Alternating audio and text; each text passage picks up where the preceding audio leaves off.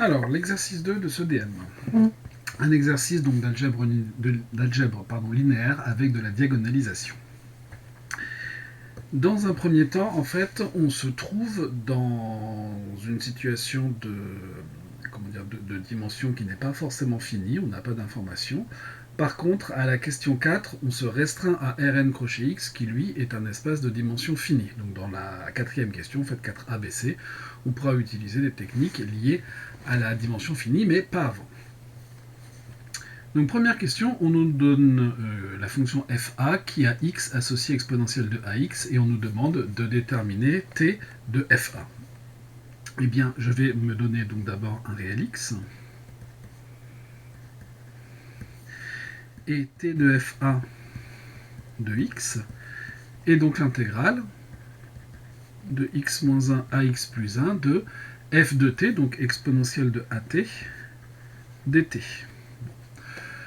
Ça ne nous pose pas vraiment de problème, puisque c'est une intégrale que l'on sait calculer. Donc on va avoir 1 sur a exponentielle de at. Si jamais a est différent de 0, et pour a égale 0, on va le traiter à part.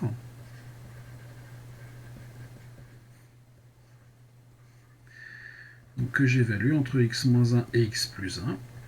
Et donc on aura exponentielle de a x plus 1 moins exponentielle de a x moins 1, le tout sur a. Alors, et on va donc avoir exponentielle de ax multiplié par exponentielle de a moins exponentielle de ax multiplié par exponentielle de moins a, le tout sur a. Et on va avoir donc exponentielle de ax, facteur de exponentielle de a moins exponentielle de moins a sur a. Donc, conclusion, voilà ce qui se passe pour a différent de 0. Pour a égale 0,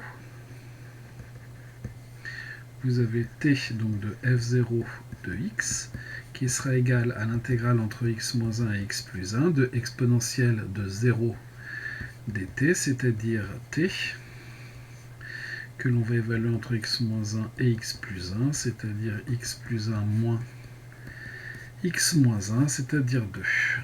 Conclusion.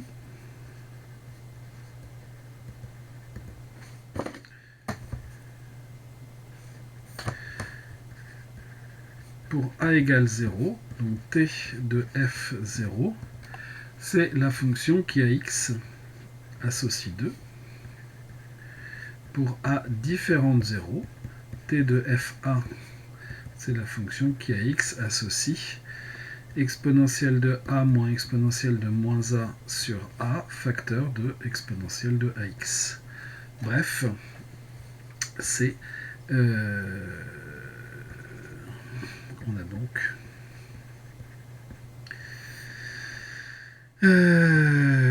t de fa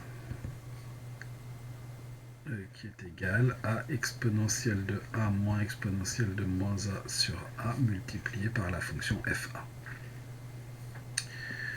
Voilà, évidemment, on peut se restreindre à l'expression précédente. Un peu de calcul d'intégrale, ça ne nous pose pas de souci. Ensuite, question 2b. Question 2a pour commencer, d'abord. Montrer que pour toute fonction f, t de f est de classe C1 sur R et calculer sa dérivée. Bon. Eh bien, je vais me donner grand F, une primitive de petit f, comme f est de classe C0, sur R, grand F est de classe C1. Bon. Ça n'est pas T de F. Maintenant, si je me donne soit x1 réel, T de F de x, c'est donc l'intégrale de x moins 1 à x plus 1 de f de t dt. C'est donc cette primitive que j'ai choisie, que je vais évaluer entre x moins 1 et x plus 1. C'est donc grand F, bon. C'est donc, après ce plantage, grand F de x plus 1 moins grand F de x moins 1. Or, les fonctions qui à x associent x moins 1 et x plus 1 sont des fonctions c'est 1 sur R. F l'est aussi. Par composition, T de F est de classe C1 sur R. Donc T de F est C1 sur R.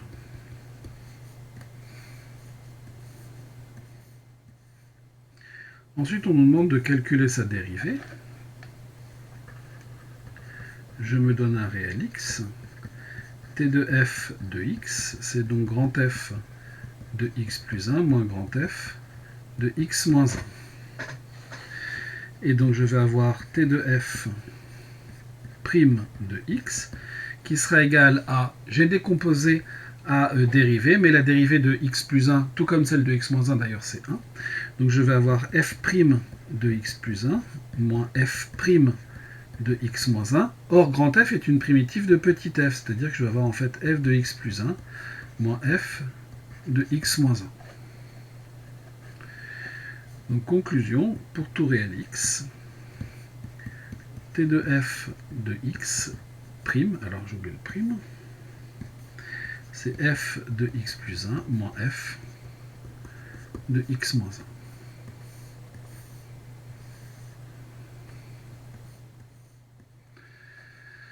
Et c'est bon pour la question de A.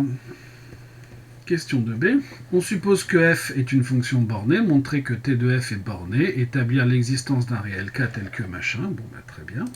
On suppose f bornée.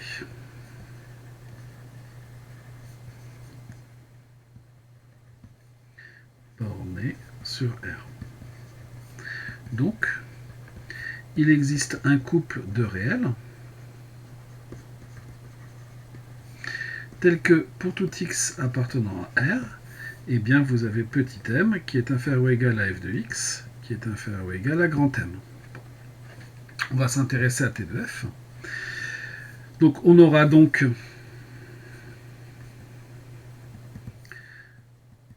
pour tout x appartenant à R, pour tout t appartenant à x moins 1, x plus 1, petit m inférieur ou égal à f de t, inférieur ou égal à grand M. D'où, par croissance de l'intégrale,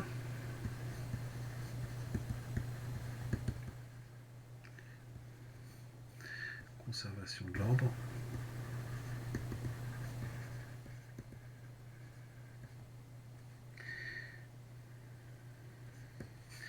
vous avez donc l'intégrale de x-1 à x plus 1 de petit m dt, qui va être inférieur à t de f de x, qui sera inférieur ou égal à l'intégrale de x-1 à x plus 1 de grand M dt. D'où vous allez avoir petit m t que je vais évaluer entre x-1 et x plus 1, inférieur ou égal à t de f de x, inférieur ou égal à grand M, la même intégrale, hein, t évalué entre x-1 et x plus 1. C'est-à-dire que vous allez avoir petit m x plus 1 moins x moins 1 inférieur ou égal à t de f de x inférieur ou égal, alors c'est dans cet ordre-là les parenthèses, grand M facteur de x plus 1 moins x moins 1, et ça on l'a déjà calculé, ça fait 2. 2m t de f de x de grand M. Donc t de f est borné sur R.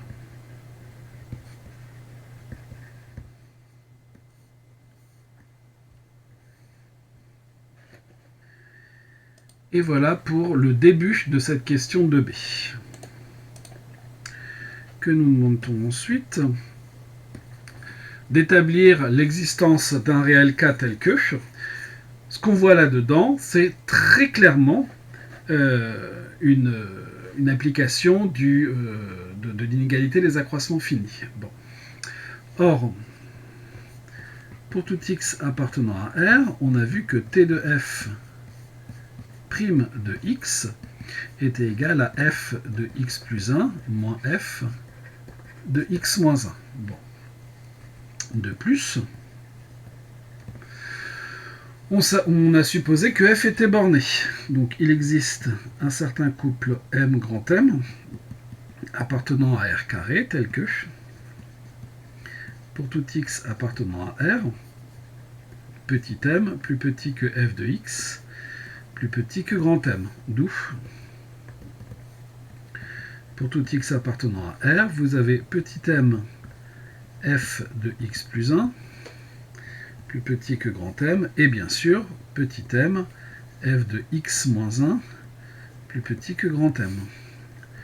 Donc, pour tout x appartenant à R, vous allez avoir m, f de x plus 1, grand M, et moins grand M, moins f de x moins 1, moins petit m. On a donc pour tout x appartenant à R, petit m moins grand M, inférieur ou égal à f de x plus 1 moins f de x moins 1, inférieur ou égal à grand M moins petit m. Très bien. Donc tout ce petit monde-là, f de x plus 1 moins f de x moins 1, en valeur absolue, va être plus petit que petit m, grand M pardon, moins petit m.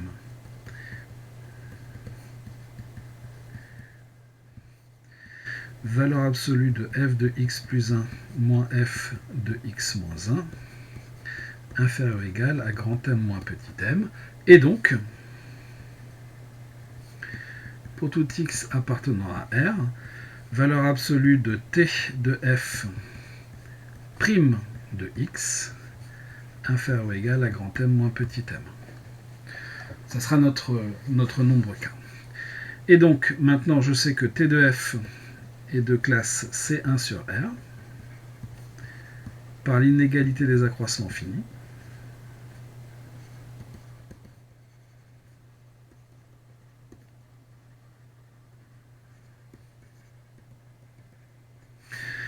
Valeur absolue de t de f de x moins t de f de y inférieur ou égal à la valeur qui majore notre dérivée, donc grand M moins petit m, multiplié par valeur absolue de x moins y. Conclusion, il existe un certain réel K, tel que pour tout x, y appartenant à R carré, eh bien t de f de x moins t de f de y inférieur ou égal à k, valeur absolue de x moins y, avec le k qui est le grand M moins petit m, comme mentionné au-dessus. Et voilà pour la question 2b. On peut passer à la question 3. Montrer que l'application T est un endomorphisme de E. T est-il surjectif? Bon. On va montrer que T est un endomorphisme de E, ça ne nous pose pas vraiment de problème. Pour ce faire, je vais d'abord montrer que T est linéaire, donc je me donne un réel lambda, et f, g, deux fonctions de E. Donc deux fonctions continues sur R à valeur réelle. T de lambda f plus g de x, donc je me donne un réel x. C'est donc l'intégrale de x moins 1 à x plus 1 de lambda f plus g de t dt, c'est-à-dire par les propriétés de linéarité de l'intégrale, lambda intégrale de x moins 1 à x plus 1 de f de t dt, plus intégrale de x moins 1 à x plus 1 de g de t dt. En d'autres termes, c'est lambda t de f de x plus t de g de x. Donc, t de f est linéaire. Pour l'instant, je ne sais pas dire mieux.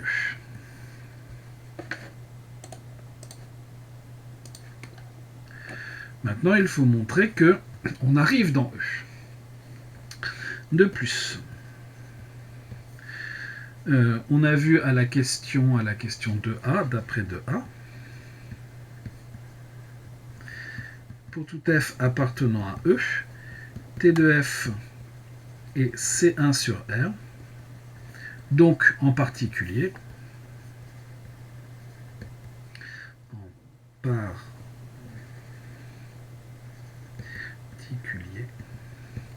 continue sur R. Donc, T de F appartient à E. Conclusion, T est un endomorphisme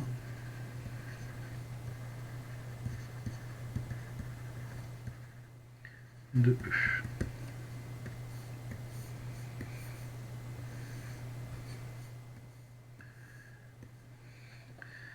Est-il surjectif? Bon, je vais m'intéresser à une certaine fonction,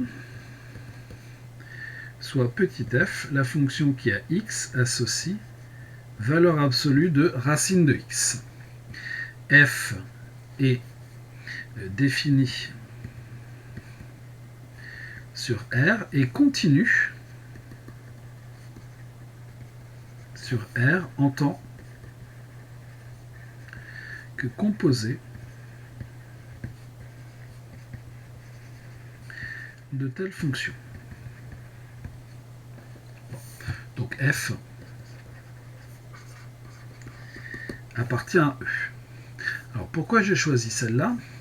Il fallait une fonction qui soit définie sur R, bien sûr, qui soit continue, pour pouvoir dire que j'ai une fonction de E. Et ce que je vais faire, c'est que je vais montrer que cette fonction ne peut pas être l'image par t de n'importe quelle autre fonction de E, tout simplement parce que je vais démontrer que f n'est pas de classe C1 sur R. Je vais démontrer que, en fait, f n'est pas dérivable en 0. Montrons que f n'est pas dérivable en 0.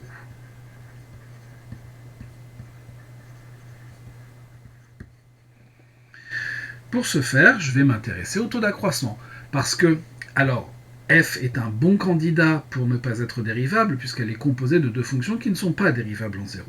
Sauf que les théorèmes que l'on a nous disent que si j'ai deux fonctions dérivables, que je les compose, j'obtiens une fonction dérivable, mais ils ne nous disent pas que si j'ai deux fonctions qui ne sont pas dérivables, que je les compose, j'obtiens une fonction non dérivable. Donc je dois démontrer à part que cette fonction n'est pas dérivable en 0. Pour ce faire, donc, je vais m'intéresser au taux d'accroissement, soit h un nombre positif, et je vais m'intéresser au taux d'accroissement. Alors je vais noter ça autrement, le taux d'accroissement de f en 0, qui est donc de f de h moins f de 0, le tout sur h. Je vais d'abord regarder ce qui se passe lorsque h est strictement positif, puis lorsque h est strictement négatif. Donc je vais avoir racine de valeur absolue de h, moins 0, le tout sur h, c'est-à-dire racine de valeur absolue de h sur h. Or, j'ai pris la peine de choisir h positif. C'est donc racine de h sur h, ou si vous préférez, 1 sur racine de h, qui tend, lorsque h tend vers 0, vers plus l'infini. Donc, une chose est sûre, c'est que je ne peux pas avoir de la dérivabilité. Remarquez que j'aurais pu me contenter de prendre la valeur absolue, ça aurait fonctionné. Donc, f n'est pas dérivable en 0.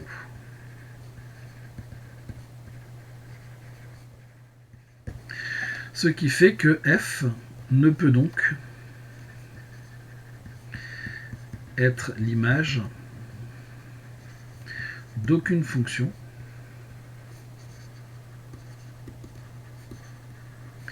par l'application t.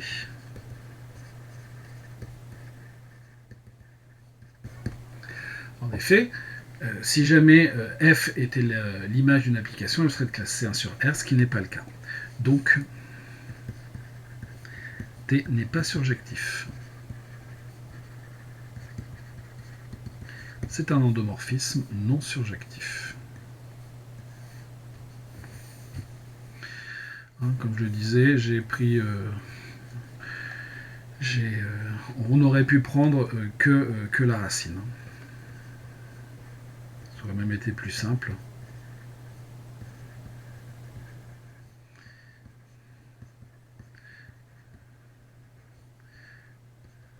Comme contre-exemple. En fait, j'étais parti avec la racine carrée, sauf que comme il fallait une fonction définie sur R, j'ai pris racine carrée de valeur absolue de x, mais avec la valeur absolue, on n'aurait même pas eu besoin de calculer le taux d'accroissement, puisqu'on sait déjà que la valeur absolue n'est pas dérivable en 0. Question 4. Donc on s'intéresse cette fois à la restriction de t à Rn crochet x. C'est-à-dire que on va faire la même application que t, mais au lieu de prendre comme ensemble de départ l'ensemble E de l'espace vectoriel des fonctions continues, on va prendre Rn crochet x. Petit a, donc t est linéaire. Donc si je me restreins, j'obtiens toujours une application linéaire. Donc par restriction,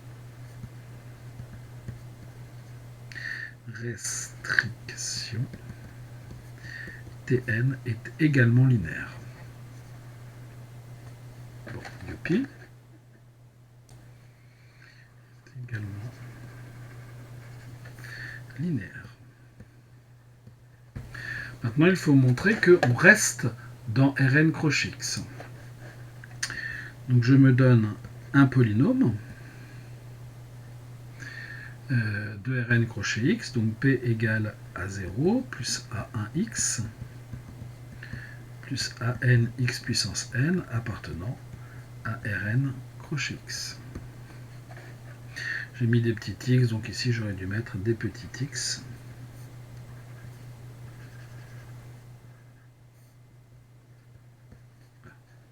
Mais raccord avec les notations.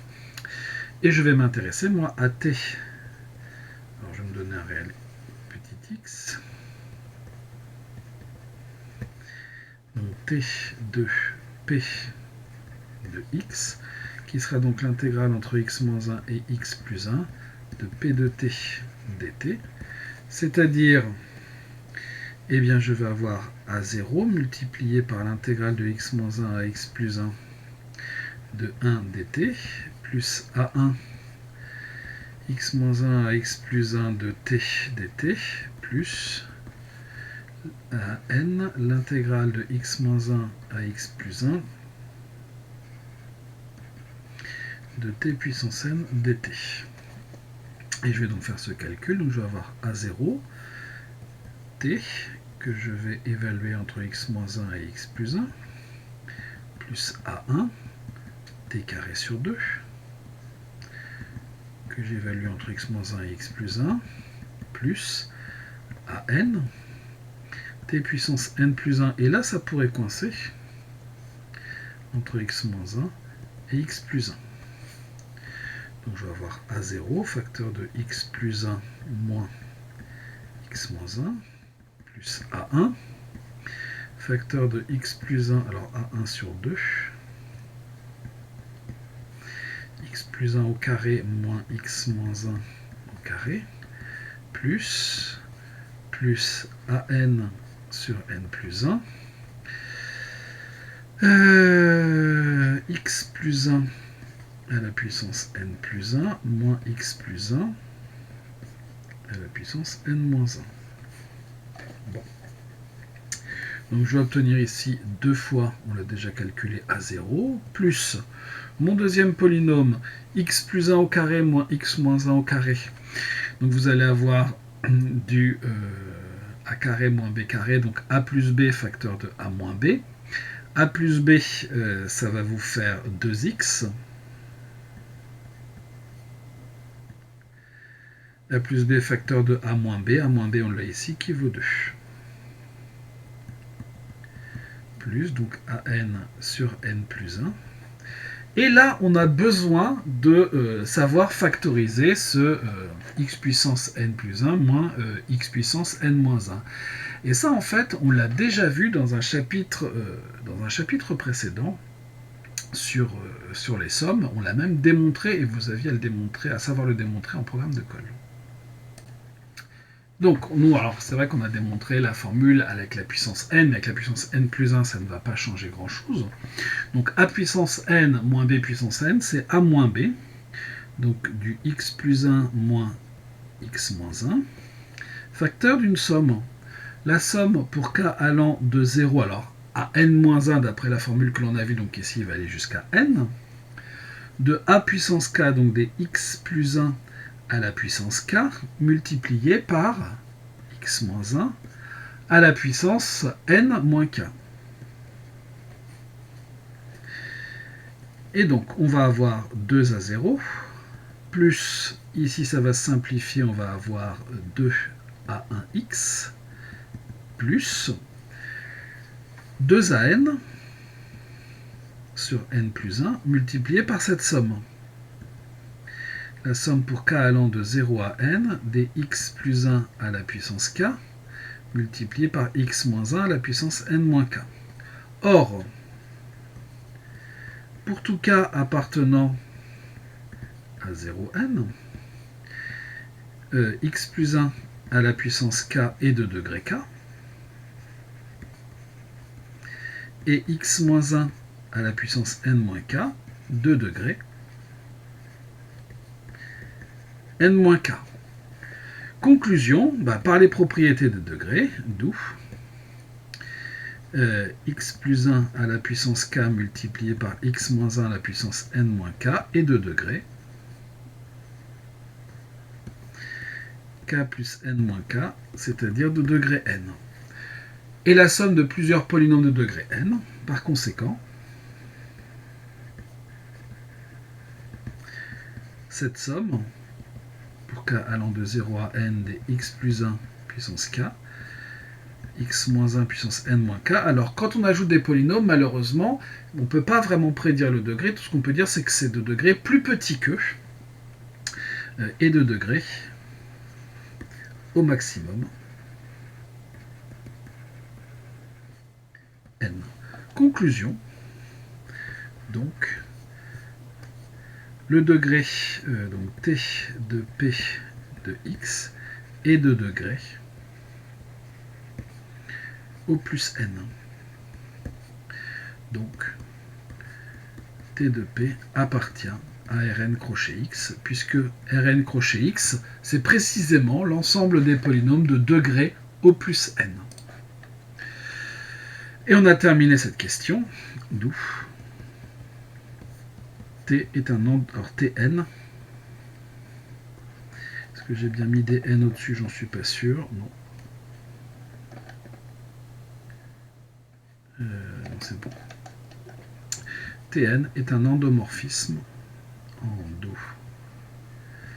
endomorphisme de Rn crochet x. C'est une application linéaire, par restriction d'une application qui était déjà linéaire, et qui permet de rendre l'ensemble Rn crochet x, qui est un sous-espace de E, stable. Tn est-il diagonalisable? On n'a pas malheureusement de propriétés générales qui peuvent s'appliquer, donc on va s'intéresser à la matrice de Tn. Tn de 1 de x, c'est donc l'intégrale de x moins 1 à x plus 1 de 1 dt. Et ça, on l'a calculé en fait. On l'a calculé un certain nombre de fois déjà, ça vaut 2. Tn de x, alors la notation n'est pas top. Là, les Rn crochet grand X, ça serait assez pratique. X moins 1 à x plus 1 de t dt, c'est-à-dire du t carré sur 2, que l'on va évaluer entre x moins 1 et x plus 1. Et on l'a déjà calculé. Au-dessus, en fait, ça fait 2x. Bon, je ne vais pas les faire tous un par un, mais je vais me donner un réel k, non pas R mais en fait entre 0 et n, et je m'intéressais à Tn de x puissance k, c'est-à-dire l'intégrale entre x moins 1 et x plus 1 de t puissance k dt, ce qui va me donner du t puissance k plus 1 sur k plus 1, évalué entre x moins 1 et x plus 1. Je m'en doutais que ça allait. Voilà, donc on poursuit le travail. Le plus 1 ici. Donc on va avoir du x plus 1 puissance k plus 1 moins x plus 1 x moins 1 puissance k plus 1, le tout divisé par k plus 1.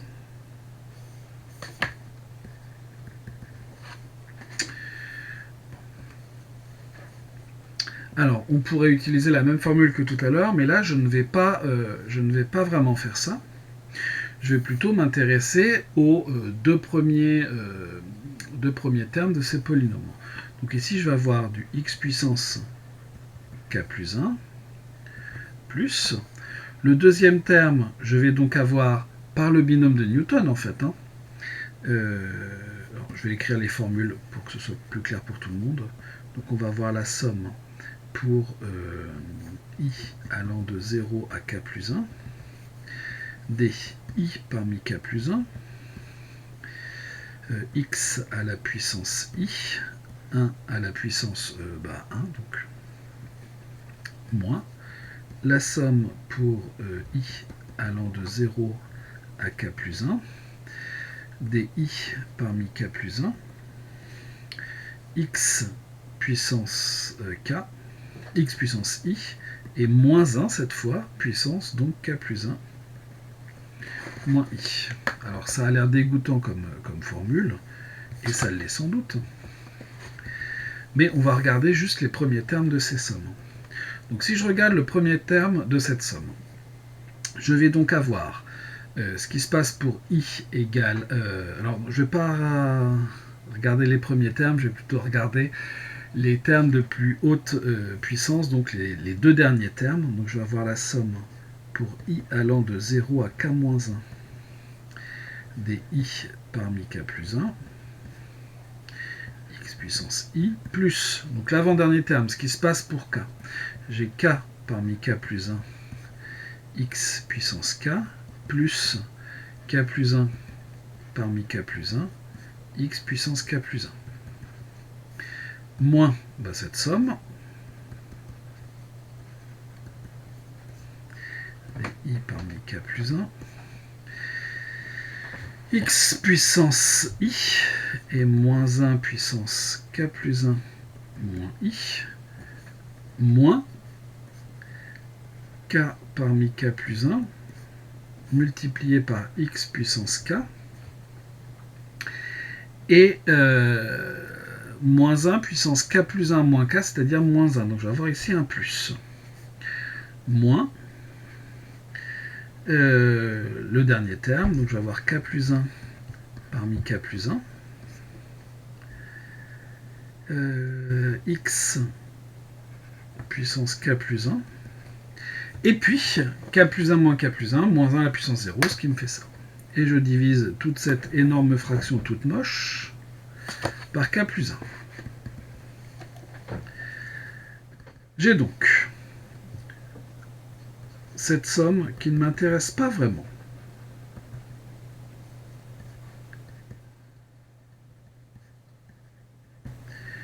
Moins cette somme qui ne m'intéresse pas vraiment non plus, en tout cas dans un premier temps.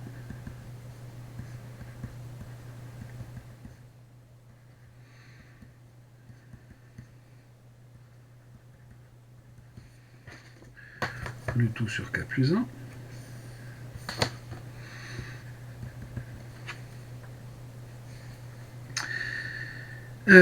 Et ensuite, j'ai donc plus k parmi k plus 1, ça me fait k plus 1, x puissance k, plus k plus 1 parmi k plus 1, ça me fait 1, donc x puissance k plus 1, plus k plus 1, x puissance k, moins x puissance k plus 1.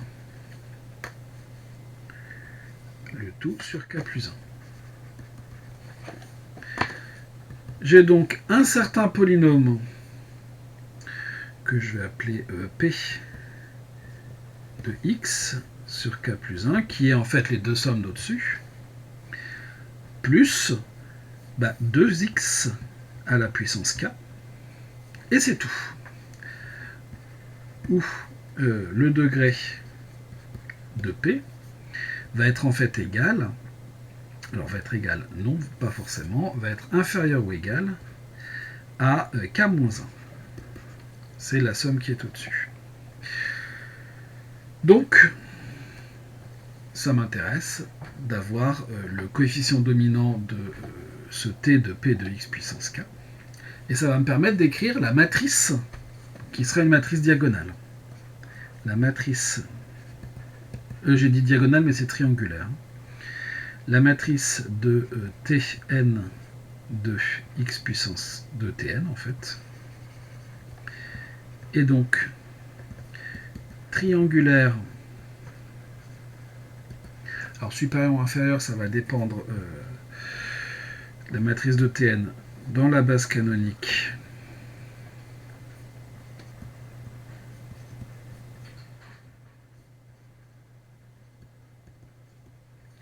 de Rn crochet x. Et donc, triangulaire, avec sa diagonale, composée uniquement de 2. Pourquoi? Parce que j'ai trouvé ici 2, 2x, et ensuite pour chaque x puissance quelque chose, mon coefficient dominant qui sera 2x puissance k. De plus, pour tout k supérieur ou égal, alors on devrait peut-être le faire une fois pour k égale 2, de plus.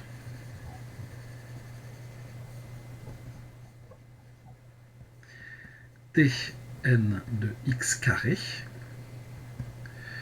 ce sera donc l'intégrale de moins 1 de x moins 1 à x plus 1 de t carré dt, c'est-à-dire t cube sur 3 que je vais évaluer entre x moins 1 et x plus 1, c'est-à-dire x plus 1 au cube moins x moins 1 au cube sur 3, c'est-à-dire x cube plus 3x carré plus 3x plus 1 moins x cube moins 3x carré plus 3x moins 1.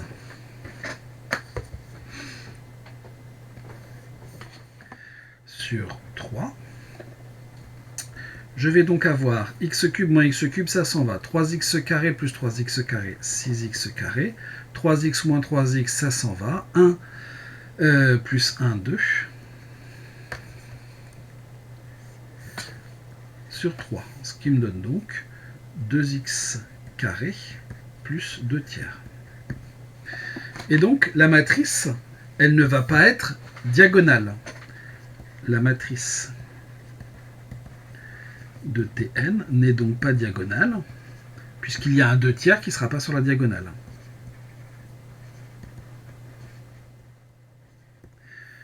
Donc la matrice de Tn, ça sera la matrice qui sera la suivante, donc 2, que des 2 sur la diagonale, 0. Alors ici, je vais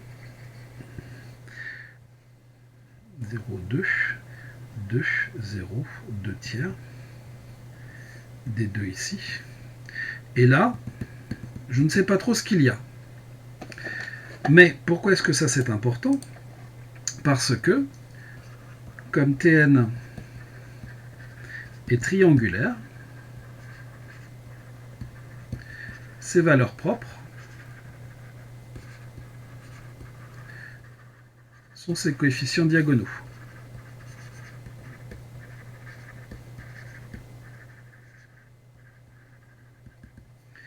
D'où le spectre de Tn ne contient que 2.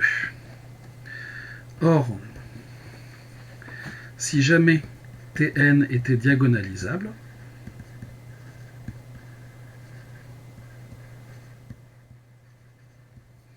sa matrice serait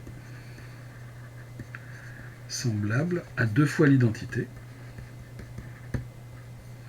Donc il existerait une certaine matrice P inversible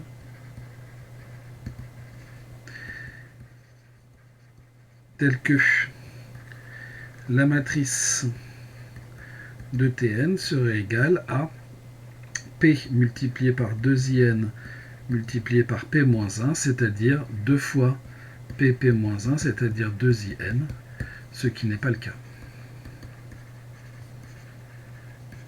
Puisqu'il y a ce 2 tiers en plus, et sans doute plein d'autres coefficients, mais que l'on ignore. Donc Tn n'est pas diagonalisable.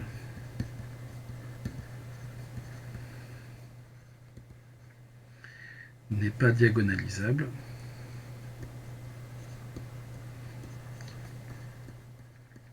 Si n est plus grand que 2. Si n égale 2, Tn est diagonalisable.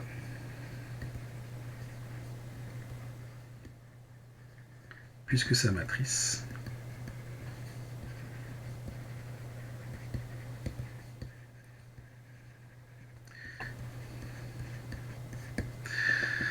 voilà, donc Tn n'est diagonalisable que si n est égal à 2. Au-delà, le 2 tiers que l'on a vu nous empêche d'avoir de la diagonalisabilité. Tn est-il bijectif? Réponse oui. Comme 0 n'appartient pas au spectre de Tn, on a vu qu'il n'y avait que 2 comme valeur propre, eh bien Tn est bijectif. Quand 0 est valeur propre, l'endomorphisme n'est pas bijectif, la matrice n'est pas inversible. Et voilà ce qui conclut cet deuxième exercice.